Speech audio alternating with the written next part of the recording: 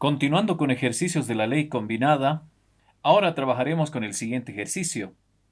La presión de 6,0 litros de un gas ideal en un recipiente flexible se reduce a un tercio de su presión original y su temperatura absoluta disminuye a la mitad. ¿Cuál es el volumen final del gas? A primera impresión observamos que el problema solo parece tener un dato, que es el dato del volumen. Pero a continuación, veremos que este dato es suficiente conjuntamente las relaciones que nos ofrece el problema. Entonces, primeramente, anotamos los datos que nos ofrece el problema y observamos que el gas se encuentra en un recipiente flexible, el cual tiene una presión al que denominaremos presión 1, con un volumen de gas ideal de 6,0 litros. El volumen 1 es igual a 6,0 litros. También nos indica que se reduce a un tercio de su presión original, es decir, la presión final es igual a un tercio de la presión inicial. Por otro lado, nos dice que la temperatura absoluta, en este caso en unidades Kelvin, disminuye a la mitad, seguramente desde una temperatura inicial, cambia hasta una temperatura final, donde esta es la mitad de la temperatura inicial. La pregunta indica que hallemos el volumen final del gas. En este caso, nuestra incógnita es el volumen 2. Si observamos el sistema gaseoso, nos damos cuenta que se trata de un sistema cerrado, es decir, el número de moles se mantiene constante y bajo estas condiciones, el proceso se adecúa a la ecuación de la ley combinada. Anotamos entonces la ecuación, la presión 1 multiplicado por el volumen 1, este dividido entre la temperatura 1, es igual a la presión 2 por el volumen 2 y este dividido entre la temperatura 2,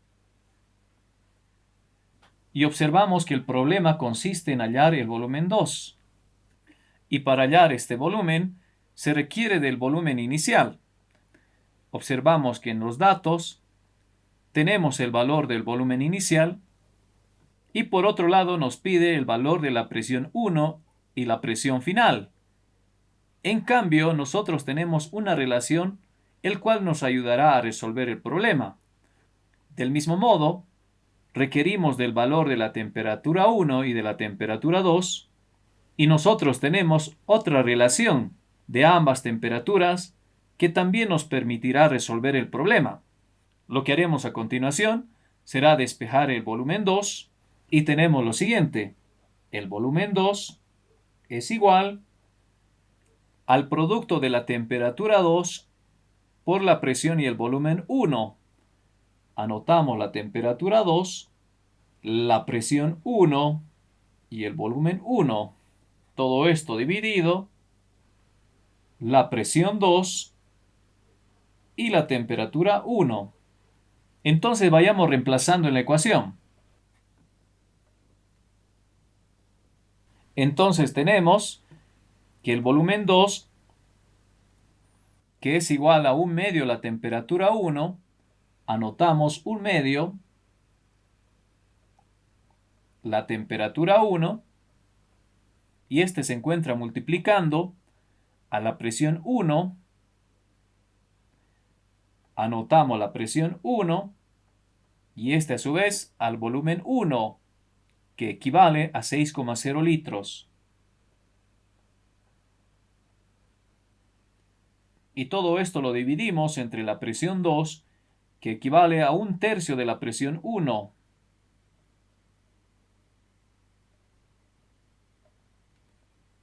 Y este a su vez se encuentra multiplicando a la temperatura 1. De esta ecuación observamos que es posible simplificar la temperatura 1 como también la presión 1, obteniendo como resultado del volumen final igual a 9,0 litros, siendo este el volumen que se obtiene una vez que se modifican las condiciones de presión como las de temperatura. Invitamos a ver el siguiente video, donde trabajaremos el desarrollo de la ecuación del gas ideal, como también este ejercicio relacionado al uso de la ecuación general de los gases ideales.